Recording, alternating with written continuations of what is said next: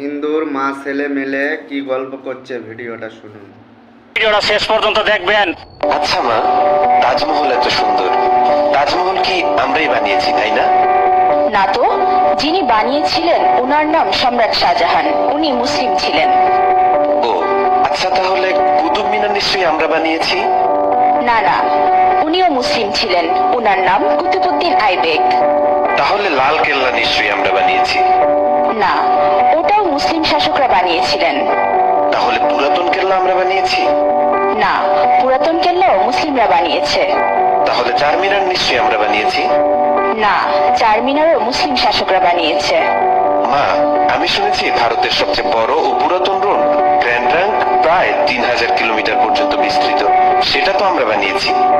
না না, grand trunk road আমরা বানাইনি। গ্র্যান্ড ট্রাঙ্ক রোড এক মুসলিম শাসক বানিয়েছেন, উনার নাম শেরশাহ।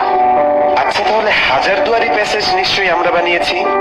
না বেটা, এটাও মুসলিম শাসকরা বানিয়েছে। আচ্ছা, তাহলে মুঘল সাম্রাজ্য আমাদের ছিল তাই না? না, মুঘল সাম্রাজ্য মুসলিমদের সাম্রাজ্য ছিল। আচ্ছা, জয় হিন্দ এই শব্দটা কি আমরা প্রথম তৈরি করেছিলাম? না, এটাও একজন মুসলিম প্রথম বলেছিল।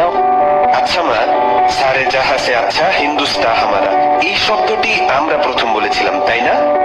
না, এটাও একজন মুসলিম কবি লিখেছিলেন, উনার নাম ইকবাল। তাহলে প্রথম স্যাটেলাইট লঞ্চ নিশ্চয়ই আমরাই করেছিলাম?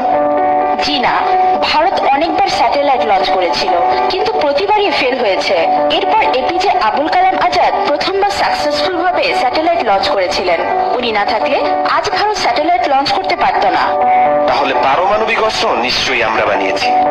না না, পারমাণবিক অস্ত্র একজন মুসলিম আবিষ্কার করেছে, উনার নাম এপিজে আবুল কালাম আজাদ।